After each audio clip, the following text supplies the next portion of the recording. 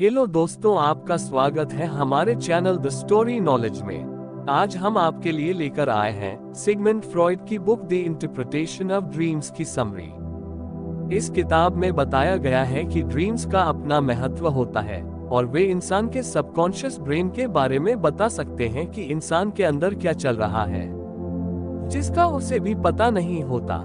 Freud मानते हैं कि ड्रीम्स एक तरीका है जिससे हमारा दिमाग हमारे अंदर छपी अधूरी विशेस और रिप्रेस्ड डिजायर्स के बारे में बताता है।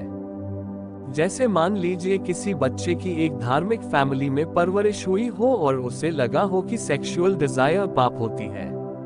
इससे वो हमेशा कॉन्शियसली उस डिजायर को दबाने की कोशिश करेगा। लेकिन नेचर ने हमें ऐसा डीएनए दिया है जिससे हमारे अंदर सेक्सुअल डिजायर आ जाती है। जब वह बच्चा बड़ा होगा तो उसके अंदर कॉन्फ्लिक्ट पैदा होगा। कॉन्शियस और सबकॉन्शियस में लड़ाई चलती रहेगी और इसका पता उस बच्चे को भी नहीं होगा। ऐसा कॉन्फ्लिक्ट बहुत से लोगों में चलता रहता है। इससे तरह तरह की मानसिक विकृतियां पैदा हो जाती हैं। फ्रॉइड कहते हैं कि ड्रीम स्पष्ट बात नहीं करते हैं, बल्कि अक्सर सिंबल और मेटाफोर के सहारे खुद को प्रकट करते हैं।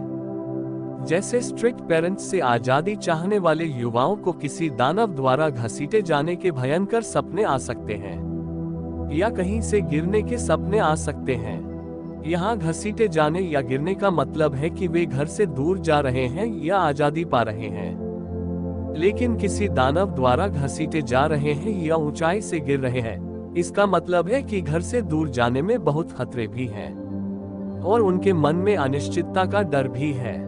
यानी ऐसे लोग जद्दोजहद में होंगे।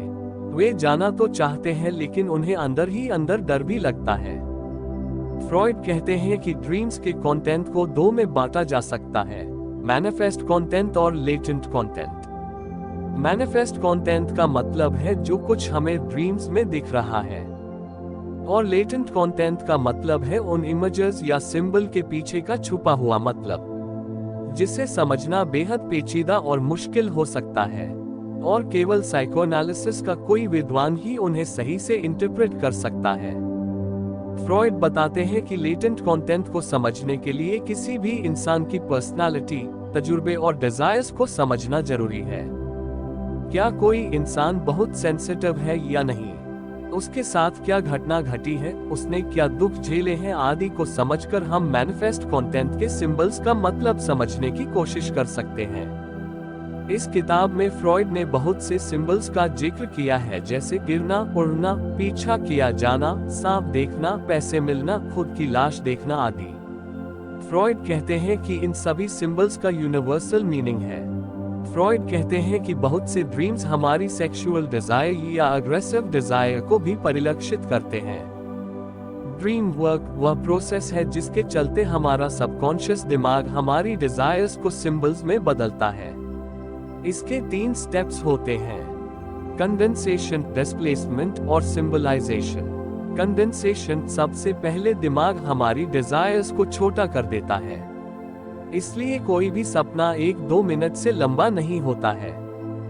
डिस्प्लेसमेंट इसके बाद हमारी डिजायर के मीनिंग को बदल दिया जाता है ताकि कोई उसे समझ न सके। ये आपकी सर्वाइवल इंस्टिंक्ट का हिस्सा है कि उनकी अंदर ही अंदर सबको डर होता है कि कोई हमारी डिजायर को जान न ले, इसलिए सपना कभी भी स्पष्ट नहीं होता। सिंबलाइजेशन इसके बाद उस डिजायर के लिए उचित सिंबल्स आपके अंदर से लिए जाते हैं, जैसे आप सपने में गिर सकते हैं, पैसे देख सकते हैं। तो इस तरह से हमारा ब्रेन एक ड्रीम तैयार करता है जिसे ड्रीम वर्क कहते हैं।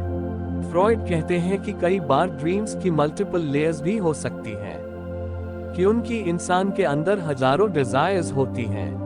बहुत से ड्रीम्स हमारी अधूरी इच्छाओं को भी दिखा सकते हैं और ट्रॉमा आदि को भी दिखाते हैं। बहुत सी लड़कियां जो दुष्कर्म के ट्रॉमा से गुजरती हैं, उनके सपने बहुत विविड होने लगते हैं। वे हैलुसिनेशंस की तरह बन जाते हैं जिन्हें वे भूत प्रेत भी मान सकती हैं, और उनका शरीर ऐंठने अकड़ने लगता है जिसे लोग पोजेशन भी समझ लेते हैं। अज्ञानतावश लोग उन्हें तांत्रिक और ओझा आदि के पास ले जाते हैं। फ्रॉइड कहते हैं कि ड्रीम्स इसलिए आते हैं ताकि इंसान अपनी डिजायर्स को उनके जरिए बाहर निकाल सके। अगर ऐसा ना हो तो इंसान पागल हो सकता है कि उनकी ये डिजायर्स हमेशा उसके अंदर रहेंगी और उससे तंग करेगी, इसलिए ब्रेन उन्हें ड्रीम बनाकर बाहर निकाल देता है। फ्रॉइड कहते हैं कि ड्रीम्स को समझकर इंसान खुद को हील कर सकता है, अपनी दबी डिजायर्स को अच्छी तरह से समझ सकता है और उन्हें पॉजिटिव तरीके से फुलफिल कर सकता है। इससे उसकी मेंटल हीलिंग हो जाएगी। द इंटरप्रिटेशन ऑफ ड्रीम्स किताब साइकोलॉजी के क्षेत्र में एक मास्टरपीस मानी गई है और इसने साइकोएनालिसिस में भी महत्वपूर्ण योगदान दिया है। हालांकि इस किताब के लिए फ्रॉइड की आलोचना भी हुई है। कुछ लोगों के अनुसार ड्रीम्स के मतलब हर किसी के लिए अलग हो सकते हैं और हो सकता है इनका कोई मतलब ही न हो। तो दोस्तों, हमने इस वीडियो में the interpretation of dreams book के बारे में जाना है। हमारा लक्ष्य है कि आप हमारे वीडियोस से हर दिन कुछ न कुछ सीखें और इससे अपने जीवन को बेहतर बनाएं। आपको वीडियो कैसा लगा कमेंट करें, इस वीडियो को लाइक करें और हमारे चैनल को सब्सक्राइब करें और इसे अपने दोस्तों के साथ शेयर करना न भूलें। मिलते हैं अगले वीडियो में। धन्यवाद।